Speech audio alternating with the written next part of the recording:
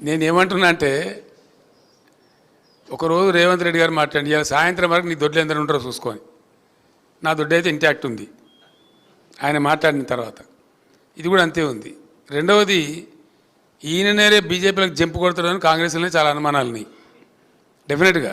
ఎందుకంటే ఆయన కేసులు కొలిక్కి వస్తున్నాయి. ఓటుకు నోటు కేసు ఏదైతే ఉందో అది భయంకరమైన కేసు, రెడ్ హ్యాండెడ్గా ఆయన పట్టుబడ్డ కేసు. ఆయన తప్పించుకోలేడు కూడా, ఎవరు తప్పించలేరు.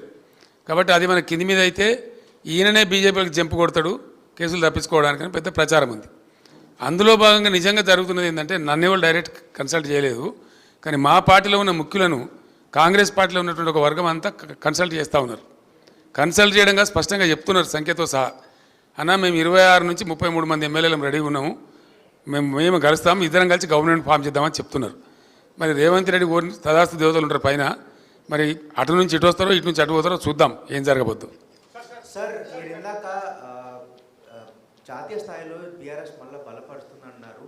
ఈ అసెంబ్లీ ఎన్నికల తర్వాత ఇది చాలా చర్చ జరిగింది, బీఆర్ఎస్ టీఆర్ఎస్గా మారిపోతుంది అనేది. దీని ఆఖరి జరగదండి, నేను చెప్పిన కదా బీఆర్ఎస్గానే ఉంటుంది, no doubt about it. KCR గారు ఇక్కడ సార్ ఎంతో సంక్లిష్టమైనటువంటి అంతర్జాతీయ విషయాలను సైతం సరళంగా సూటిగా స్పష్టంగా మాట్లాడే కేసీఆర్ గారి లేని లోటు అసెంబ్లీలో స్పష్టంగా కనబడుతుంది. ఆ లోటును ఎప్పుడు భర్తీ చేయబోతున్నారు? నెక్స్ట్ సీజన్ నుంచి చూస్తారు కదా కేసీఆర్ ప్రళయ గర్జన,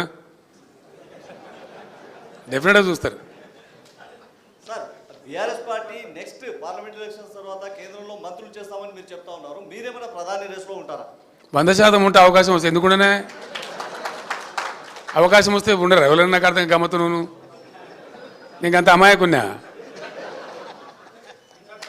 అవకాశం రావాలనే కానీ ఎందుకుండవు నాకు అర్థం కాదు. I will be in the race. మా సురేష్ భాయ్ సాబ్ నవ్వుతున్నాడు, ఆయనే రేపు కేశవరావు వెళ్ళిపోయింది కాబట్టి రేపు మా parliamentary party leader Suresh Reddy గారు కాబోతారు.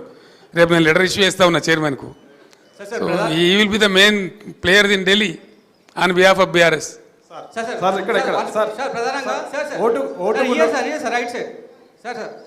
మళ్ళీ వాడేమైనా నా మీద నిషేధం పెట్టగలడా? టైం ఎంత అయింది? కేసీఆర్ సార్ ప్రధానంగా బీఆర్ఎస్ పార్టీ నుంచి వీడి వెళ్తున్నటువంటి నేతలు ఎవరైతున్నారో పార్టీ పైన ఆరోపణలు చేస్తూ పోతున్నారు. పార్టీలో చాలా మంది షిండేలు ఉన్నారనే మాటను మాట్లాడినారు. ఒక క్వశ్చన్. నెక్స్ట్ ఇంకో క్వశ్చన్ సార్, అసెంబ్లీ ఫలితాలు చూసుకుంటే ఇందాక మీరు కొన్ని ప్రిడిక్షన్స్ చెప్పారు, బీజేపీకి ఎన్ని వస్తాయి, కాంగ్రెస్కి ఎన్ని వస్తాయని చెప్పి. పెద్దపల్లి పార్లమెంట్కి సంబంధించి ఆల్రెడీ అసెంబ్లీలో అన్ని స్వీప్ చేసేసింది, థర్డ్ ప్లేస్లో ఏ రకంగా ఉంటుందని చెప్పి ప్రిడిక్షన్ చెప్తున్నారు. ఖచ్చితంగా చెప్పచ్చు బ్రదర్, చాలా సింపుల్ అది. ఎందుకంటే పోయినసారి ఎన్నికల్లో మేము 7 అసెంబ్లీకి ఇచ్చిన సీట్లు 2 కోల్పోయినాం. మేము పోయిన పార్లమెంట్ ఎన్నికల్లో 18లో మేము గెలిచిన తర్వాత 7 అసెంబ్లీ సీట్లు నిజామాబాద్ సెగ్మెంట్ మేము గెలిచినాం, కానీ మేము అక్కడ ఓడిపోయినాం. అట్లా 6 సీట్లు గెలిచిన దానికి కూడా ఓడిపోయినాం. తారుమారు అయిపోతే అట్లా ఉండదు, ప్రజలు అభిప్రాయం అనేది మారుతుంది డెఫినెట్గా. ఈరోజు నేను ఇందాక చెప్పిన కారణాలన్నీ ఒక ఎత్తు. రెండవది మాదిగ సామాజిక వర్గానికి మాకు టికెట్ ఇవ్వలేదని చెప్పి వాళ్ళు చాలా ఆగ్రహంగా ఉన్నారు, చాలా ఆగ్రహంగా. పెద్దపల్లిలో వాళ్ళయ్యేల పంతం బట్టి ఓడించి చూపెడతామని చెప్పి పట్టుదలగా ఉన్నారు. ఆ ఫలితం ఆ పార్టీ అనుభవించక తప్పదు.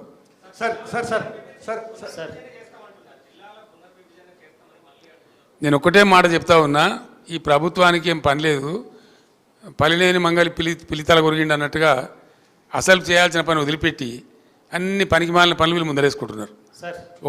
ఇండియా బాబు, ఒక్కొక్క జిల్లా చేస్తున్నప్పుడు నేను బట్టిగా చేయలేదండి. దాని మంచి చెడ్డలు, దాని పూర్వపరాలు, దాని గ్రోతు ఆశించి ఛత్తీస్గఢ్లో అక్కడ చీఫ్ సెక్రటరీ గారితో మాట్లాడేది కూడా వాళ్ళు ఒక బస్తర్ జిల్లాను అనేక జిల్లాలు చేసిండ్రు.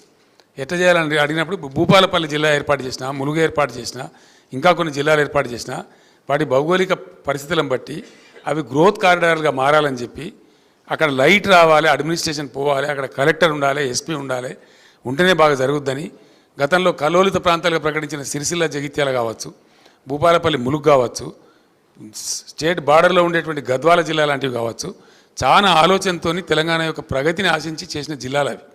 ప్రజలు చాలా హ్యాపీగా ఉన్నారు. ఇలా కొత్తగా ఏర్పడ్డ జిల్లాల ప్రజలు కూడా చాలా కోపంగా ఉన్నారు ప్రభుత్వం మీద. నేను పోయిన ప్రతికాడు అడిగినా, మీ జిల్లా తీసేస్తారంటే యుద్ధానికి సిద్ధం సార్, ఎట్లా పోతావు చూస్తామని చెప్పి మాట్లాడుతున్నారు. పార్లమెంట్ ఎన్నికల్లో ఈ కొత్త ఏవైతే జిల్లాలు తీసేస్తామని కాంగ్రెస్ చెప్పిందో ఆ దెబ్బ కూడా ఇప్పుడు కాంగ్రెస్ పడబోతా ఉంది. సార్ ఉద్యమ సమయంలో సార్ ఇది ఫోన్ ట్యాపింగ్ కేసులో రాధాకిషన్ రావు మీ ఆదేశాలనే మేము పాటించినాము, మా సొంత నిర్ణయాలు ఏం తీసుకోలేదని సిఆర్పిసి 141 సెక్షన్ స్టేట్మెంట్ ఇచ్చారు సార్. వాడోడా Radhakrishna Rao? Who is he? DCP sir, DCP. నాకు తెలియదు, నీకు అంత తెలుసా నీకు? ఆయన లేదు సార్. రాష్ట్రంలో 100 మంది డీసీపీలు ఉంటారు, వాడు కూడా ఒక్కరి పేరు పట్టుకుని నన్ను అడిగింది నాకు అర్థం కాదు. సార్ ఉద్యమ తలా సమయంలో తోకలేని ప్రశ్న అది. సార్ ఉద్యమ సమయంలో అసలు ఆ ఫోన్ ట్యాపింగ్ ఏదో మీకు పిచ్చి పట్టుకున్నది. కానీ ముఖ్యమంత్రికి ఫోన్ ట్యాపింగ్ ఏమైనా సంబంధం ఉంటారా రాహుల్? నువ్వు ఇంత పెద్ద సీనియర్ లీడరు. ముఖ్యమంత్రి gets reports from the intelligence department. వాడు ఎట్లా తీసుకొచ్చిన రిపోర్ట్ మాకెట్లా తెలుస్తుంది నాకు అర్థం కాదు. వాడు ట్యాపింగ్ చేసిండా, టూపింగ్ చేసిండా, డబ్బులు ఇచ్చిండా, ఇంకేదైనా రహస్య వ్యవస్థ పెట్టుకున్నా మాకు ఎందుకు తెలుస్తుంది? అదో ఇష్యూ అవా ఇంత సిల్లీ? ఆ గవర్నమెంట్ ఎంత సిల్లీ ఉన్నదో మీరు కూడా అట్టే తయారైపోయిన పూర్తిగా. What is that non sense? నాకు అర్థం కదా. ఫోన్ ట్యాపింగ్ అది పెద్ద ఫినాయిల్ పెట్టి నోలు కట్టుకునే పరిస్థితి తెస్తూ ఉన్నారు. ఎవడో కొందరు బాగాగాలు పని లేక ఫోన్ ట్యాపింగ్ తోకట ఏం ట్యాపింగ్ అయినా నాకు అర్థం కాదు. ఇలా ముఖ్యమంత్రి తరఫున ఇంటెలిజెన్స్ ట్యాపింగ్ చేస్తలేదా అండి?